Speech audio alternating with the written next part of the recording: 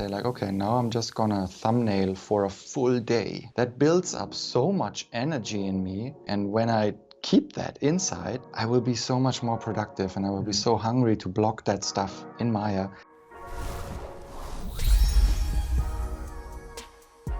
Hi everyone, I have the chance to have an interview with Daniel Zettl, senior animator on League of Legends, and former animator and animation supervisor at Framestore and Weta Digitals.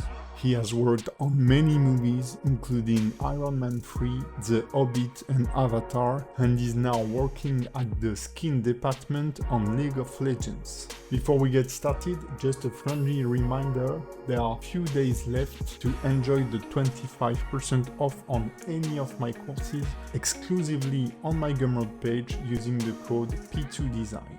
Let's jump into the interview. Hi Daniel, I'm super happy to have you for this interview. Can you introduce yourself for the people who doesn't know you? Hello, my name is Daniel Zettl. I'm a senior animator currently working as a contractor for Riot Games. I've been doing a lot of feature film stuff in the past 20 years, lots of commercials, lots of TV series, and I worked in Germany, I worked in London, I worked in New Zealand, and now I work from home for Riot Games, and yeah. And enjoying it, I guess. Enjoying it a lot, yeah. Okay, cool. It's really good right now. Where are you from? Where are you living, and how is it there? I'm actually from the place I'm right now. I'm from Munich in Germany.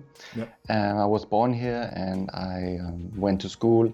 And I started my career here as well. It's out on the countryside right now. Normally Munich is a sort of like a medium-sized city.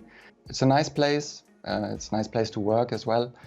But right now I'm out on the countryside, a bit quieter and a bit like more suitable for family needs. You know, I have small children. They need to go to school and can't have the big city right now. And yeah, it's really good for family where I am right now. So. Ticking all the boxes. Okay, great. So I will go in the now classical fast random question just to get warmed up. Okay, so just answer it as you go. What's your favorite color? Color? What?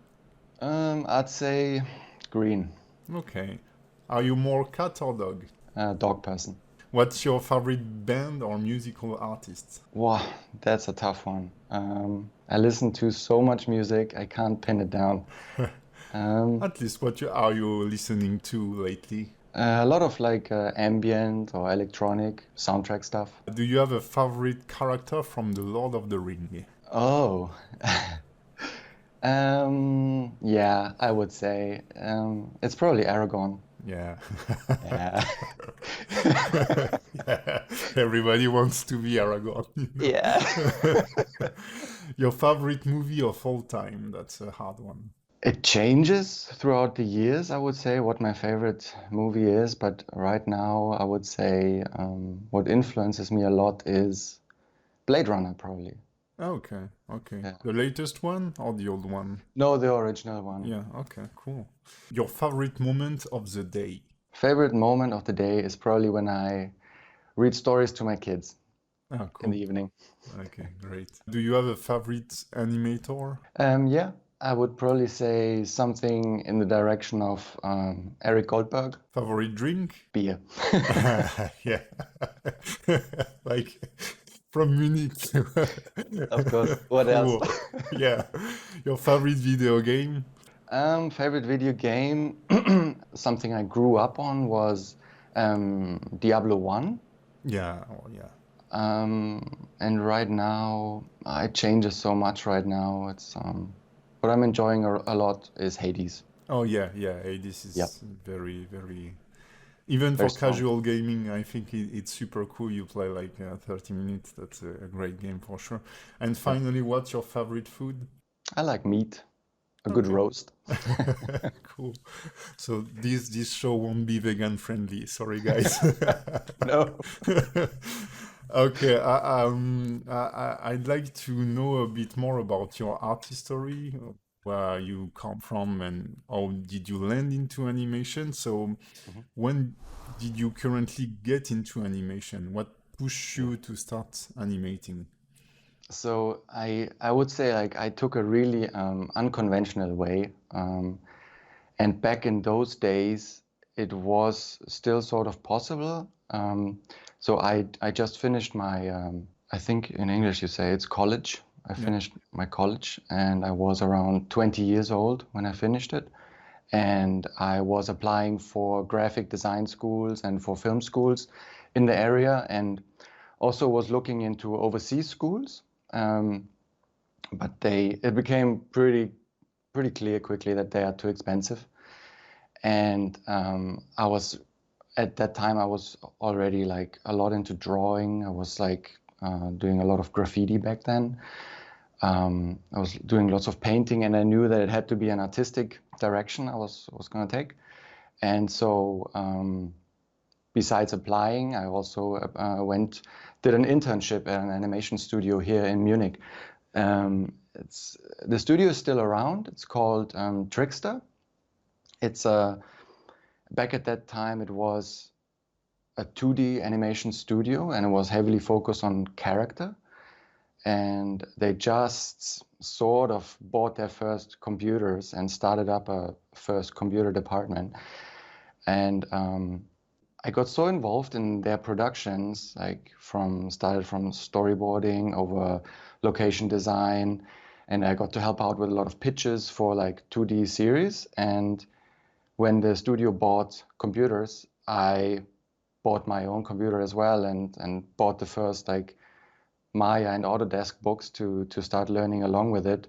And yeah, it clicked quite quickly with me 3D, like from a general point of view. Like I loved all aspects of like from modeling to texturing to rigging to animating. And I was really fortunate back then because they had a lot of like old veteran 2D animators around, who would like be only like a step away from animating for Disney, but they never did it. They never moved away, or they never, yeah, they stayed around. So these became sort of my first mentors in that studio. And while waiting for applications to go through, I rolled into that internship, and I began to like work so much and be so passionate about creating like sort of that art, like be it models, be it animation. And I got pushed so much. I learned so much from these guys, and that when it came to like applying for these schools, I noticed that I was already working on my second feature film, and I saw just a little bit more a speedier way of learning, and I got like such heavy influence from like really strong craft for animation that I developed really quickly, when it comes to like a certain style, when it comes to laying groundwork for animation principles and stuff like that, that I could easily like look for the next job. And I did that. I moved on to a bigger studio here in Munich. It's called Scanline. That was a really good production as well. It was 9-month production. Well, I started out before then in the studio at Trickster, where we did their first feature film ever in Munich, with CG character. It was called Huibu back at that time. It's probably not a lot of people know it, but the awesome thing about that was my first feature film, and the awesome thing was the animation director was an ex Disney 2D animator, and he was 60 years old. He had animated on like 5 or 6 Disney features, and we were just a small studio, like 4 animators, with this person as a supervisor, being on site every day for 10 hours. So you can imagine how rich and how mind-blowing that time was, because he would basically do a lot of like animatics and a lot of rough animations where you would see like what's a good pose, what's a strong breakdown, with how few poses can I tell an hilarious story, and what's important for like a good joke or a good good physicality, good acting, and that just like pushed me from 0 to like at least a 70% within like 2 years, I would say. Yeah, that's huge. Yeah, and then I went from production to Scanline, then I went back to Trickster, and we worked together with a company back then called MacGuff on Dragon Hunters. You might have heard of it.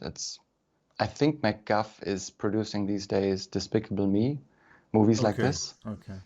And back then it was... I think I've seen Dragon Hunters. Yeah, you might have. It's really cartoony. Yeah, I think I remember this movie. I will put it in the reference, but I think I've seen it. Like there is some kind of... Is there a scene where there are floating stones or something like that? Yeah, exactly. Yeah, I've seen it. Yeah. And there again, I was super fortunate to work together with Kyle Balda. He's an absolute powerhouse and beast when it comes to craft and animation. He was before he took the animation direction on Dragon Hunters. He worked at Pixar, and that again, he gave workshops during the production, and he pushed us. Like, he gave so many good tips and so much good knowledge that you can imagine this again was one of these really rare mentors that I was really fortunate to have at that time.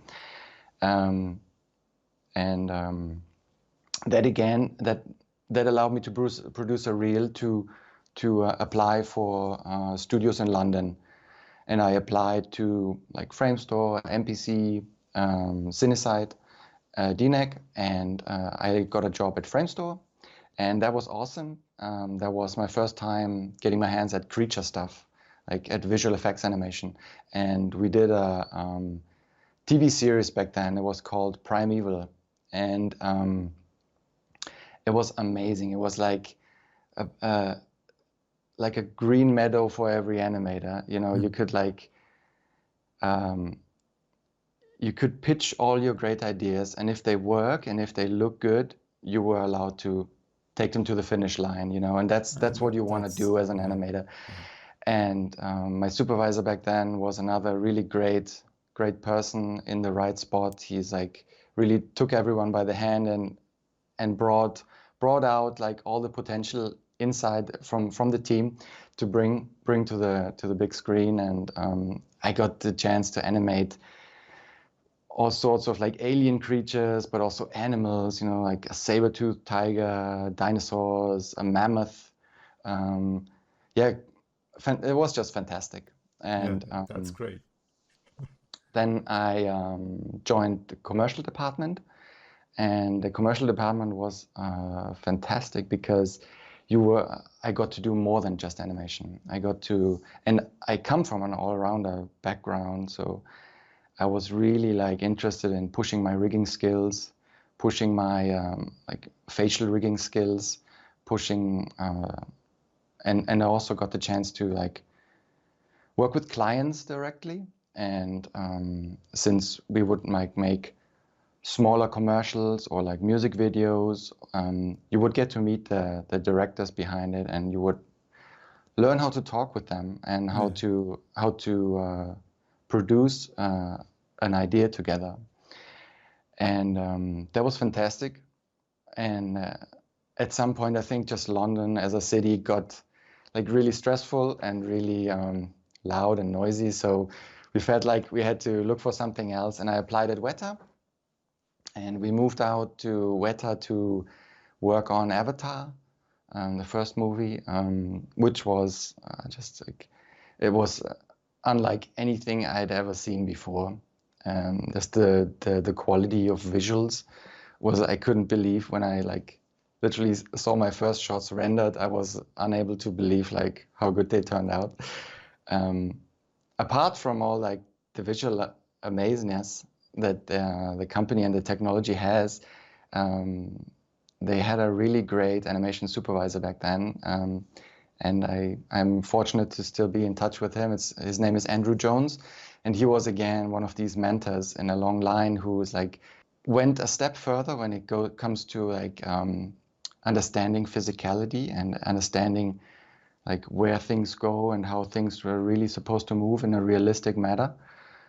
But also the way like I started to think about developing characters, developing personalities that can stand the length of a feature film, right? That are so deep and so rich that you can easily watch like an hour and a half movie with them and not get bored or feel like they're that deep.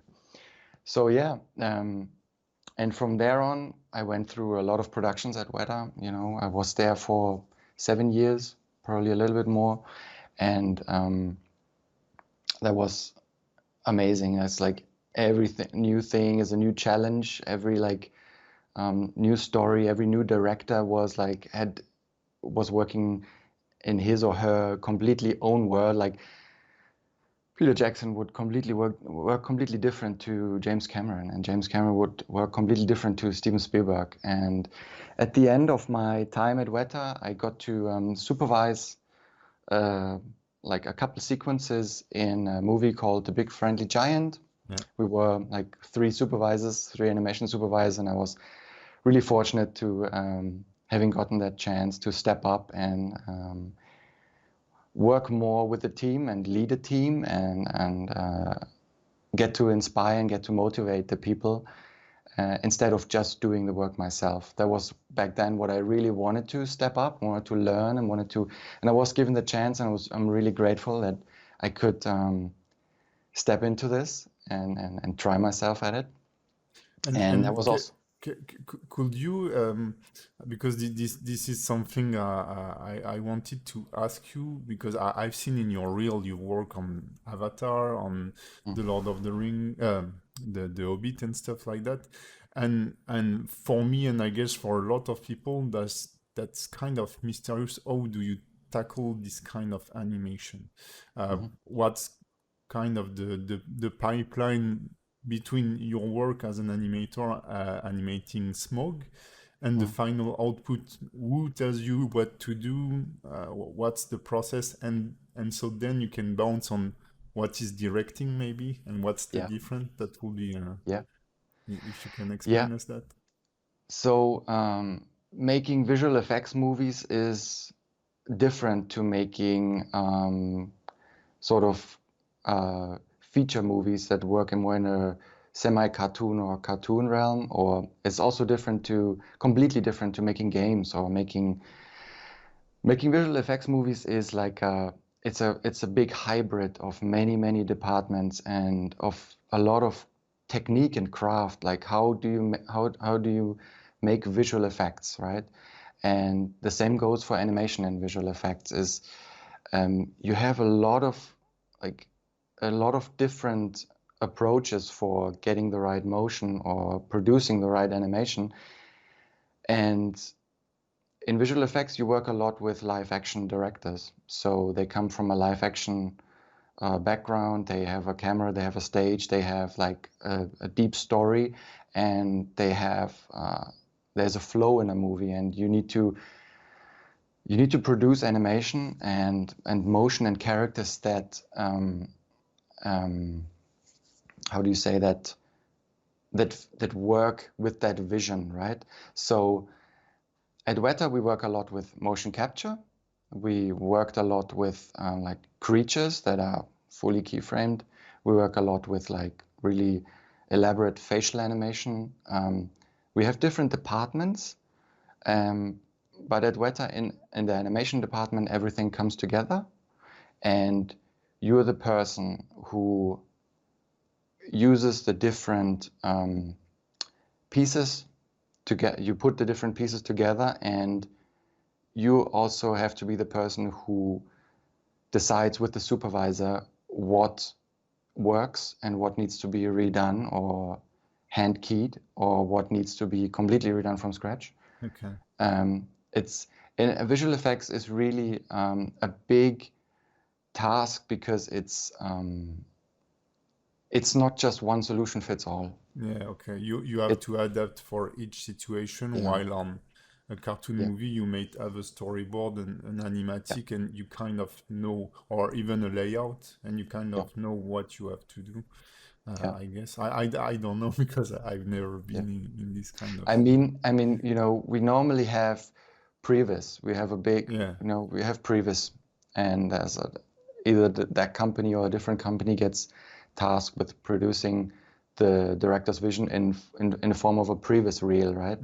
And then you would at least have some sort of like starting point, for sequences or for shots, like what's the environment, what are the characters doing, where are the cameras, and then you wouldn't have to make a judgment like how are we producing that data? Like, are we gonna mocap people to actually perform like this? Are we gonna block this out ourselves because the environment is really challenging and we won't be able to motion capture this? Or we want to make this camera is so crazy that we want to make the most dramatic animation ever, so we definitely want to plan it in keyframes. And that's the point where you make that decision, and then those tasks get created, and you start to assign out to your team, and yeah, you have a lot of different pieces, and every task needs to be treated differently, and at the end you need to make sure it all fits together and it all has the same feel, the same speed, the same vibe. A character like, for example, a character like Smaug, we tackled a little bit differently. We took half a year to develop his character. Like, lots of animators had already come before and had done tests for 5 years before, because this character or this story was on the table for a long time. So every now and then someone would be tasked to produce a pitch or create something for Smaug, and then in these 6 months we had the actual asset. They had sort of like had produced a model and a rig that would represent the character really, really closely. So we went in and we went wild in like creating visuals, even like putting him in an environment that where we could see fit, and that would sort of like dictate his acting as well, like so yeah, we would look at like what type of animal could this be, what type of character could this be, would mix together animals that we would find were really fitting with also this voice that Benedict Cumberbatch was giving, right? And then we came up with acting choices, and we sort of together. It's always this in VFX. You always do this together as a team, because you put all the puzzle pieces together, and then you make a vision out of that, and then you start to mold that.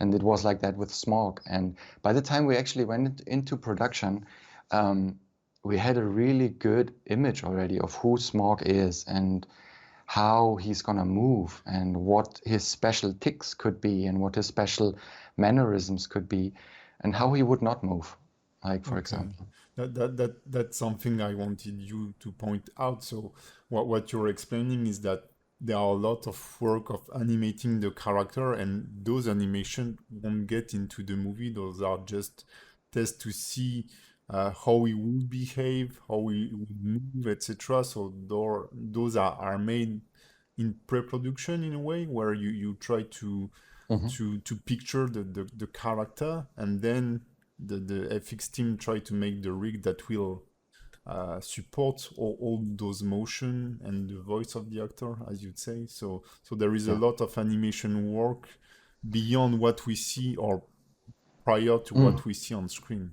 Okay. Oh yeah, there's so maybe not, it's not 50-50, definitely not, but there's at least a good 20% a good 20 to 30% that is done besides the movie, that is just for development, that is just there to put a good creative basis for everyone because at the end of the day you have 30 or 40 or 50 animators who need to make sure that this character feels consistent and feels as powerful and as strong in every shot that you have. And yeah, Weta did an excellent job on that. Yeah, definitely. That's some great character for sure. Yeah. I had one question before we switch to your gaming career. I've seen that you've been mentoring or teaching a bit when you were younger in high school also. Am I right? And and is Yeah, and yeah, is this that something was you'd be up to do still today? yeah, and that was just a colleague of mine said like, oh, um, in a university here in Germany, they have like a couple 3D courses, and that was probably in 2000, around 2005, and or nah, around 2007 probably. And since I was super hungry back then for animation, I was like, that was my thing. Um, I said like, yeah, I'm gonna help you out. I'm gonna help you produce like a sort of a workshop or a class about animation principles, because um, like public universities, they don't always manage to bring in like the best craftspeople that there really are, because I don't know, they might not be able to find out who these people are. Mm. And so back then it was a chance for me to try teaching, and for them to learn from someone who's really knee deep in character animation productions. And so I helped produce an animation course on the 12 principles, and that was from the bouncing ball to like all the principles, overlap, arcs, and I produced like a little animation, like a golf player Mm. doing like a golf swing, and that way they got sort of introduced to character animation, because they had to produce their thesis, I think, and they make either a short scene or a short film, and they had nearly no experience with character animation. So it was their first time ever touching a character rig. And so even the principles were already quite far for them. But I think it's good. It's was good for them to know that these things exist, and then when it was time to finish their film, they would at least know things that they could look up again and make sure that some of these things are actually in there. And yeah, that was for me like a nice chance to do it. And I also did one other thing. I wrote an article for a magazine back then. It's called 3D Creative, I think. It's an online magazine where I produced an article. I think you can still find it out there actually. An article about the difference between straight ahead animation and pose to pose. Mm. And I built like a gorilla sort of character whose silhouette was just like massive and tiny head, and it was like a run or a forward jump, and I could like break it down in extremes, breakdowns, and I enjoyed that as well. And those two, this was pretty much my experience in teaching so far. So I haven't done anything else in terms of teaching so far, And or is that since. something you'd be interested in? Hmm. Mentoring Yeah, also? yeah. It's something that I might plan for the next 5 years, to produce small lessons or small. I So what I did in the last 2 years, I'm actually producing a workshop for myself Mhm. that makes sure that I'm constantly leveling up. And based on that workshop, I will I will make that a workshop for people to buy probably, you Yeah. know, because my change from movies to games was a big change, and it needed me to level up a lot and to change a lot and to bring different animation aspects back into my repertoire. And so I created a workshop, and yeah, that will be available at some point. So you mean that you've created a workshop for yourself, like more of a workout in a way, Mhm. where you say, okay, I need to learn to do this, and you do this you train on this, and when you feel Yeah. like you're confident, you step to the next workout stuff. It's actually like a 3-month schedule, Okay, and it's cool. scheduled down to the day. And I did the whole thing, and it worked out, and it was great. Great, cool. And yeah, it starts really simple and it ends really big. Okay, cool. And but it's all based on the principles. It's all based on animation craft. Like, so yeah, at the end you will start counting frames, and you will exactly know where everything has to be in a good pose, and what's too much and what's too little. And yeah.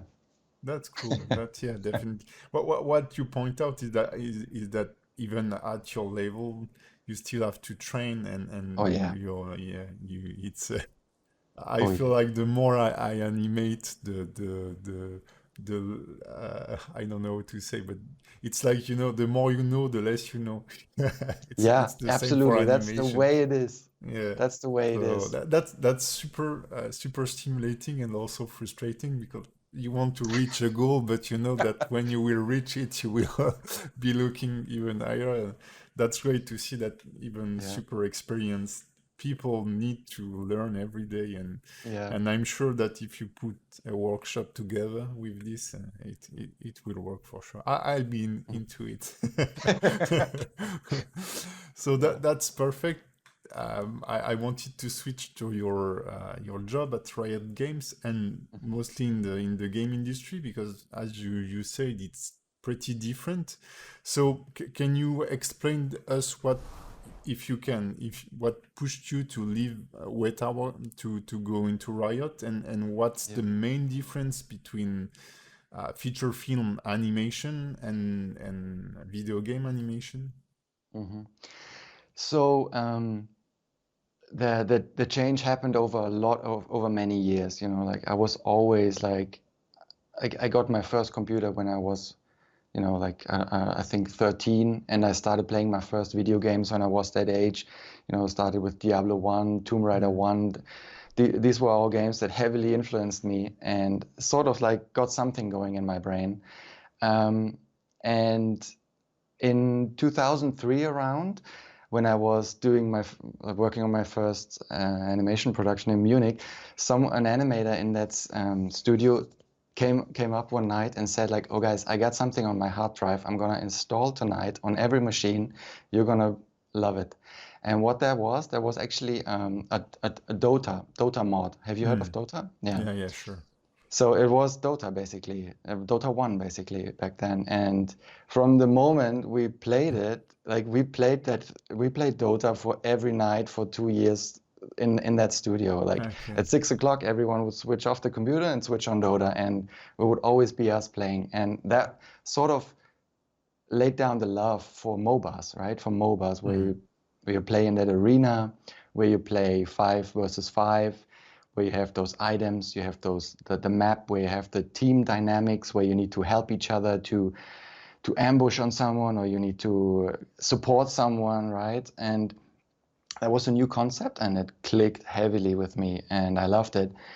And then fast forward, during my time at Weta, I picked up League of Legends, and because years before then, League of Legends was really still in their kids' shoes, and Dota was just more appealing at that time for me Mm. personally.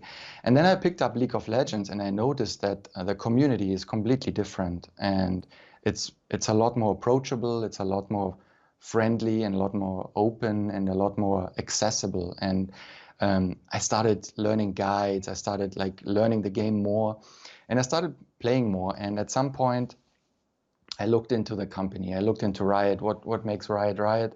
Because that's what I always like to do. I like to research the companies that I work for, like heavily. Yeah. Yeah. I want to read up everything about them. I want to like know what culture they have, what philosophy they have. Do I fit in there?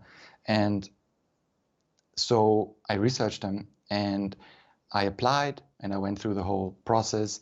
And fast forward again, I am getting used to the new company style, right? I'm switching from producing animation for a director in camera. I'm producing animation now for players who are becoming this character, who are playing this character, who want to slip in the shoes and who want to feel like they're in charge and who want to like, you know, become this person. And that also is the biggest difference for me, and that's why I'm so happy in games, is you're not producing animation that you watch, but you're producing animation that you are becoming, that you're controlling.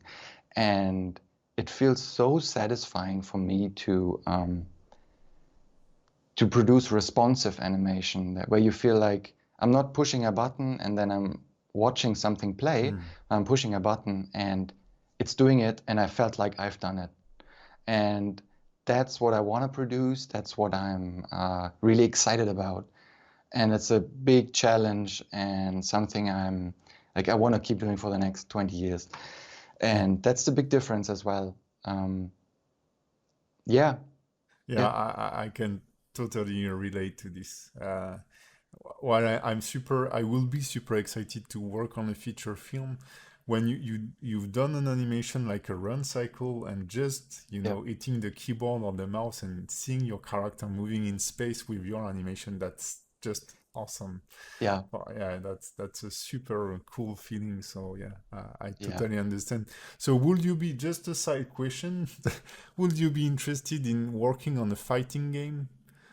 Because I guess that's kind of, the responsiveness and kind of, readability of animation is super important in this kind of game. So. Totally. I wouldn't say no to anything pretty much, because everything is a challenge and everything is super interesting. And I'm already like doing stuff for a fighting game. I'm already like working on my own project, and I'm getting more into those type of animations. These are really short animations. These are like 6-frame animations or 9-frame animations, and this is super exciting stuff. This is amazing. I'm super interested in it. We'll get to your game in a few minutes. I wanted to know what's your role as a senior animator at Riot Games. So I work in the skins team. So we produce new skins for champions, and every new skin has a new thematic. And so what I would do is I would create recall animations for these new characters or for these new skins, and sometimes also do new gameplay animations if the scope is there, if that's our plan for this character. And so I work in Maya. I work to the player camera for these recalls. I need to. It's a story-driven animation that sort of needs to embody like the ultimate vision of that new skin, right? When you see a new skin with a new thematic, that animation needs to embody this. Like, you need to watch this and think like, okay, that's that. So I do keyframe animation and in-game animations or story-driven animations, emotes, stuff like that. Okay, and that's cool that you are talking about the recalls animation, because I've watched a couple of videos about it, and I'd like to, if you could give us a bit of an overview of the process from the creative call. How do you organize how do you decide what's going to happen? Who decide it? Do you have your own input into the animation, or is it a teamwork where you talk with the people that write the concept artist or stuff like that? And what is the process to make those animations? So it's the groundwork, the pre-production and everything is a very collaborative process. Like, from deciding the look of the character to that decides also the personality a little bit, and also the tone is decided by the thematic. Like, is it dark? Is it friendly? Is it humorous? Is it in a special niche? Does it pay homage to like a certain era or something. That's a very collaborative process between concept artists, between tech artists, between writers, but also between everyone on the team, like between sound effects, between visual effects artists, between modelers, and also between production. And we have different steps how we narrow down like a product, and how we like zero in on like a vision that embodies all our ideas, but is also doable in the time that we have. And then when it's time for me to animate, I have a character, I have a rig, and I have a rough idea of like a couple brainstorming thoughts that would at least like give a broad fence around the scope and of what the tone is. But then on League, you have a lot of lore. Like you can read up a lot of story about every champ, and every champ is a very distinct personality. We produce graphic novels of every character. It's really rich. And if you couple that again with a new thematic, and the thematics are worlds, and if you couple that, it's like a just in a new way. And it's super nice to be in charge, actually. And yeah, the creative input is nearly all then in the performance is all up to the animator, all up to me. Like sometimes I can steer in the wrong way, or I can like hit a wrong tone, and then we come together as all the animators, as all the people from one craft, and we look at it and we say like, oh, like I wouldn't have thought that character would be leaning in that direction. I would have expected more this, or like this works great because this emphasizes like this new world, this new thematic, but also feels really in character to where she or he always like felt in game. But yeah, when it comes to recalls, it's story-driven animation. There are different types. Like for example, we have different beats throughout the year, right? We have like festive beats, we have tournament beats, and we collaborate, or we have music beats or things like this, right?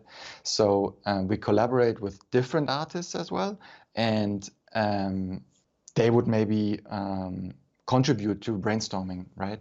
Or to say like to pitch in ideas, and then I would work in Maya, in a 2D animation software where I would start thumbnailings, start scribbling, and start doing post tests, right? I would get into this rig, get into the silhouette of the character. What's a nice silhouette with this new model? Because a new skin means a completely new model. That means a new silhouette. Old poses might not even work anymore. And what's strong poses? Then where's the character? What sort of attitude does the character have? That needs to come across in the poses. And then I would think of a good flow, think of a good story. Like I want to make pretty much the most powerful portrait of that character, right? That when you trigger a recall in game, it feels epic, and you feel like you're like really controlling this character. You feel like you are like not only watching something that you just bought because you bought the skin, but also that like empowers you to like feel really good going back, buying items and going back into Battlefield, and you feel good about it, and you feel excited, and you want more. So yeah, the performance part is pretty much on the animator, but then the approval process or the review process is again a collaborative aspect of people sharing feelings, or people sharing like ideas or thoughts about it. And you would have to make a decision where you think, yep, that's something absolutely true. That's something I don't think is going to work. That's something that's definitely going to up it. And it's a process, right? Sometimes you need to sleep over it. Sometimes you need to let a couple days pass. Sometimes it clicks instantly. But that's sort of what we understand as like embracing feedback, right? You need to really take it. You need to share your work, share your whip stuff, and even know that it's half of it is still stepped, for example. You gather all the feelings, gather all the feedbacks, and then decide what's good, what works, what amps it up, and that's a process. That's an organic process. Yeah, that's super cool. Do you have a favorite character you have animated in League of Legends? I do. It's Garen. Cool. I did one animation only for him so far. Yeah. I want to do more for him. Okay. Hopefully, Yeah. the people at Riot will will listen to this. So that's super cool and super in depth, and thank you about this. So I know that you've started a personal game project too. You quickly talked about it before. Can you tell us a bit more about it? Yeah. So it's on one side, it's me learning Unreal. Like I wanted to learn Unreal as an engine, as a tool to produce games, to produce cinematics. You know, I wanted to just like learn more, learn another tool, and then to experiment with, as you say, like new types of animations, right? It's my sandbox pretty much, where I can experiment with my own style, where I can experiment with my own visual style as well, or where I can just like, yeah, try out new things that I can't try out during my day job, but I feel hungry about like making. And so you know, like everyone starts out, you do a bunch of tutorials on Unreal. The thing is, I'm not really a fan of using pre-made animations. Like I think that really goes against my way of working, of doing game development. So I need to produce my own animations. I'm also a huge fan of producing my own characters. Like my own characters is always a big motivational factor for me. So I need to make my own designs. I need to model my own stuff. I need to rig it, and then I'm in charge of my own animations, and I can, because right, some problems you solve in the animation, and some problems you solve in Unreal.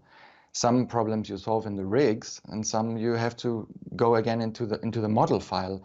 And if you don't do all that, you pretty much are stuck with only working in Unreal. And so that's not what I like, not at least for this type of experimental and learning experience, right? So I modeled my own character, I rigged her.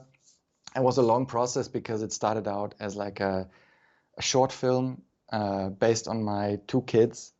And then it evolved to something where I felt like, okay, if I make this into a game character, it needs to feel more approachable for what's out there right now, right? It needs to like feel more like up to date and a little bit less like of like a family story, more like an epic general story, because I wanted to work on this for a long time, right? If you always like work in a little niche, sometimes things you will put them aside at some point, but if you keep them more general, maybe you stay at it for a longer time. So her design changed, her textures changed, and I started animating, and soon I found out that, or like slowly I'm finding out what type of game that could be exciting.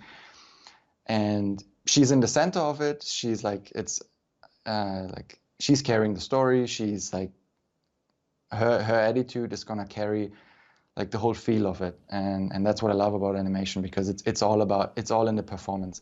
And so yeah, it evolved. I did many more tutorials. I learned more about it. I read up so much documentation, and I got a hang of like how this engine works, how I blend animations in the way that I want, because there are so many different ways how you can piece together animations in Unreal.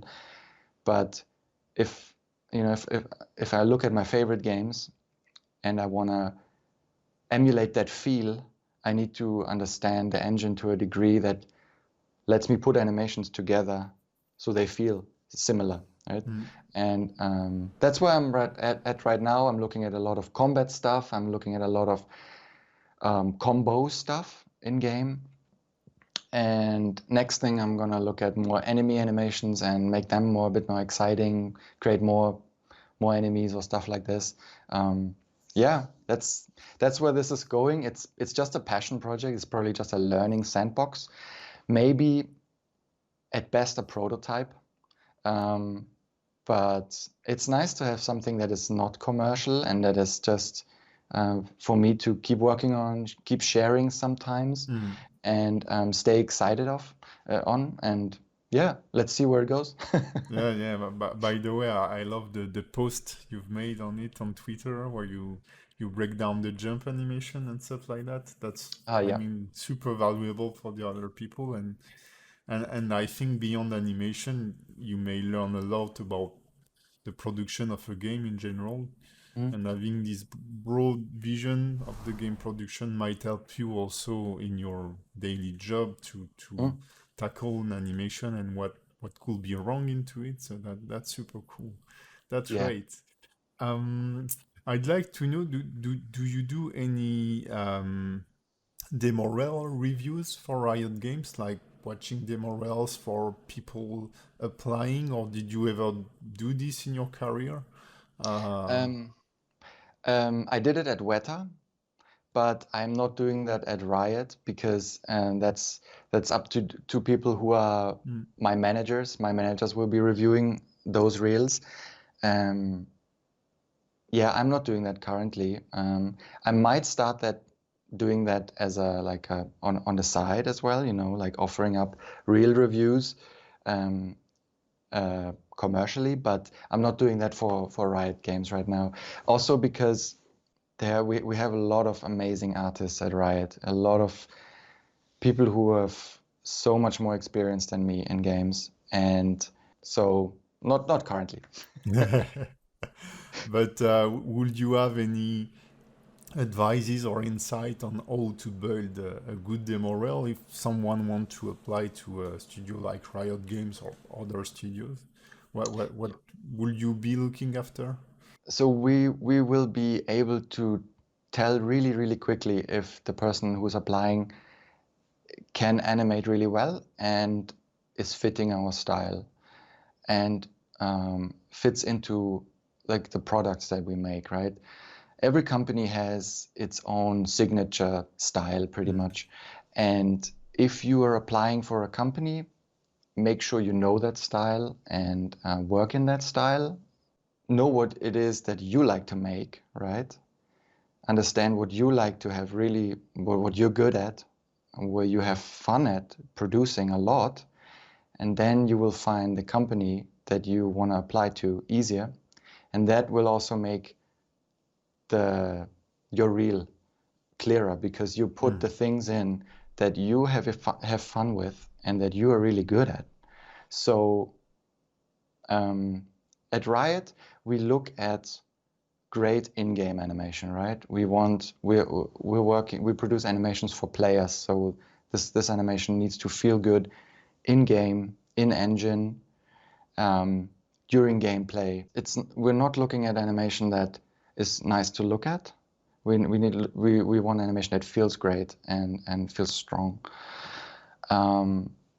So if you can show that in your demo reel and you're really diligent about your frames, you polish your poses, you're really good at anatomy, and you're really careful about your spacing, and you're really original in your ideas, right? The ideas are probably one of the most important thing ever. They have to be new, they have to be fresh, they have to be not like something that you've ever seen before, because that's what we do at Riot and on League. We constantly produce things that have never been done. And you gotta be interested in that, and you gotta show that you want that, and you do that on your reel. And it doesn't have to be long, not at all, but it needs to be really strong animation. Yeah, cool. That's cool. Super polished work, but yeah, I mean, this is something that comes when I ask like seasoned professionals. As a junior, I'm really focused on good motion and stuff like that. You want it to be beautiful, Yeah. But the more I listen to more experienced professionals, they are always into the fact that you need new ID, you need to tell them properly, and you need to talk about the character you're animating, not doing a badass animation, but more speak about the character. And then you need to polish everything for sure. Like, no, but you need to tell something, you know. That's Yeah. the okay, cool. Um, I wanted to talk rapidly about your habits because it seems that you are very organized, creating the workshop for yourself and working on your own game and also working for a big studio. So can you tell us a bit about your general habits? What do you, how do you organize your day Yeah. and your life to be able to deal with the kids, your Yeah. professional career and self-improvement? Yeah. So that's work-life balance is obviously the toughest thing for everyone. It is. Yeah. It will always be. But there are things that you can definitely do that that will make it more streamlined and more pleasant. So my day normally starts really early, around between 6 and 7. If we don't have COVID, then Yeah. the kids are in school by 8 o'clock, and I will start work at 8:30.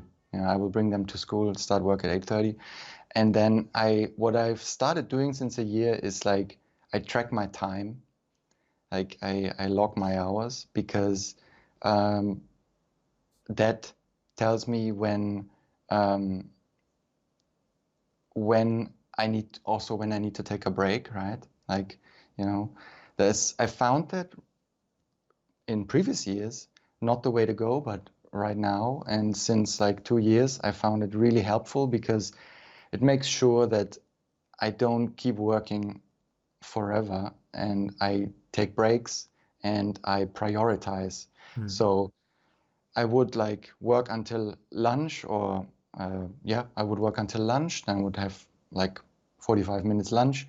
Then I would work the second half and I try to stay around 8 hours per day of work. Then normally in the afternoon, if we don't have COVID, I would fetch my kids from school and I would look into their homework if they did everything. And then I would take a break, spend some time with my wife and spend some time just like taking a walk. Like walks are really important for me. I love long Yeah. walks, and the area where I live in is perfect for it.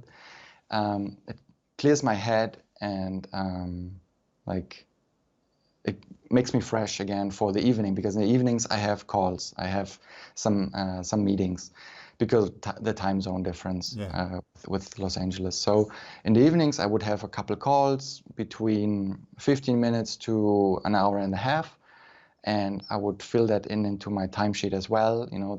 That because all that stuff is data for me to keep my eyes on, and I can because when I was like back at when I started out or back at Weta, I didn't do that so much, and it it uh, it hurt my it it yeah it's not good for you if you don't keep close tabs on your hours or on your work processes, because everything else falls under the table, it falls Hmm. apart, or it breaks apart, or you need to keep an eye on your hours and you need to be really strict about it. And because it's for the best of everyone, right? It makes sure that you have enough energy to go into the next meeting. It makes sure you have enough energy for your kids. Make sure you have enough energy to create that new animation that no one has ever seen tomorrow, right? And it's a bit of a marathon, but it's a nice marathon. It Yeah. can be Yeah. something that's really motivating, stimulating, and not something that you have to be afraid of or that you have to dread. It's something that keeps you going, that makes you hungry, and that makes you appreciate what you did, right? And so yeah, I try to be structured on that. And when it comes to my animation, I don't really have like I start out conceptually mostly sometimes in a 2D software. I would spend maybe, I don't know, it always depends on where the product is at or where I'm starting at, but mostly it's in Maya, and yeah. In the evening, I have to I go to bed if I'm good at 10, if I'm really bad at 12, which is bad for you. Yeah, And yeah, then yeah. yeah, and then that's it. Yeah, and try to vary it up with a lot of, like, sometimes when COVID allows it, with friends, with family. Family is super important for me. Like, my parents don't live far from here. It's my sister lives really close. I've friends who live in the house, and that's really important for me as well. And nature, like I sometimes drive to the mountains. That's all stuff I'm trying to factor into my day. I sometimes take a long walk after lunch if I know that the mornings were intense, because I needed to, like, conceptualize like a really short animation really quickly. That stuff is all part. And sometimes I have a Google Calendar. Sometimes I actually do. I put that into my Google Calendar, like my work hours, my lunch hours, then my work hours, my kids' hours, my me time, my calls, and that way my mobile phone will tell me, oh, it's actually lunchtime now, and I would put down the pen and would go for lunch. And sometimes it does take discipline, but I'm really grateful to do it, because that's the way how I look after myself, pretty much. Yeah. I think I've slowly embraced this behavior, because I tend to work like all the time, and at some point to burn out, and Exactly. the day after you're like tired when you start your day, and in the end you work maybe 5, 6, 10 hours more in the week, but you're less efficient. And Totally. so, I totally Totally. relate to that. I try to stop at 6 p.m. every day, whatever Yeah. happened. Sometimes you just go a Yeah. little beyond that. But yeah, you even if you're frustrated not finishing your animation, when you restart it the day after, you're more motivated, and you will see what you weren't able to see because you were tired Exactly. and stuff like that. So I do. I think it's something maybe younger self have a bit of difficulties, but when you start to have a rolling life and you need to organize everything and stay focused, I think it's something that most of the people come to, though. So that's a very good advice. Yeah, it's important. It's distance from your work is super important. Like, right, we can get tunnel vision so quickly, and then we get some feedback and we think like, oh, why didn't I even think of that? It's so clear, and it's just because you're maybe sometimes too close to. You need some breathing space in between. You need to have good sleep. Sometimes what happens with me as well is, like, when I actively um, put Maya, close down Maya, and say like, okay, now I'm just gonna thumbnail for a full day. That builds up so much energy in me. It's crazy. And when I keep that inside and I keep it for the next day, I will be so much more productive, and I will be so hungry to block that stuff in Maya, that this sort of like break really does wonders. Yeah. Mm. I can imagine. That's cool. Thank you so much. So, I'd like to know, beyond the vaccine, if you have any special expectation for this new year. Maybe a movie, some musical pieces, a new video game, something you'd like to output. I don't know. Ah, um, so work-wise, I want to continue on my passion projects. I want to keep making awesome skins for Riot. Like, I have, like, one of my biggest priority right now are my kids. They go into the next bigger school because they are getting older, and that's sort of like an important piece to the puzzle right now. That's important for us as a family to solve, right? Yeah, and maybe to start, a few, like, personal products on the side, like use Gumroad a little bit more, Yeah. um, put a few things more into a format that people can purchase or people can benefit from, right? Yeah, and carving out time for that. Okay, that's a good plan for this new year for sure. Just a side question: are your kids a bit involved into drawing or interested into it, drawing, animation, and stuff? Having their dad doing this? They're both pretty creative. They love drawing. They're very young, so they are not involved in animation at all. But I try to slowly give all these Push them, good yeah. influences, like Yeah. Disney, um, some some good art, some love for that craft. That because that is something that you don't get in until a high age, right? Yeah. You don't get all this like really good art that is in the animator survival kit and yeah, sometimes as a dad you go like, okay, look at this, or like, oh, have a read at this book, or look into this like concept art book here. They draw so nice, and yeah, they love it. Like they started reading Asterix comics, Yeah, like what cool. I did. They started looking at Kevin and Hobbes comics, which is really nice. And yeah, they do pick up them, and yeah, it's nice. It's we'll see if Yeah. if they pursue it Yeah. or if it's just nice for them. We'll see. Yeah, that's cool. That's great. That's fantastic. I think we are reaching the end of the interview. So, do you have anything you'd like to add to this talk? I want to thank you, Pierrick, for Yeah. having me here, making it possible. It's really nice to be able to speak in an interview. That's you don't always get the chance, and yeah, look after yourselves in these crazy times, right? Yeah. And keep focusing on great craft and stay healthy.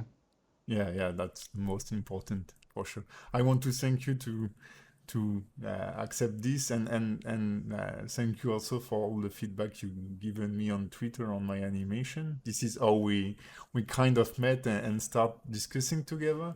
So again, the importance of sharing your work, that's always super important because you're able to meet cool people like you. So that's I'm super happy I have you and I'm really looking forward for your progress on the game and your workshop at some point. Yeah, And man, I wish you the best for this new year. And thanks. I'll talk to you very soon on Twitter. Thank you so much, man. Yeah, man, we'll keep in touch for Yeah, sure. sure.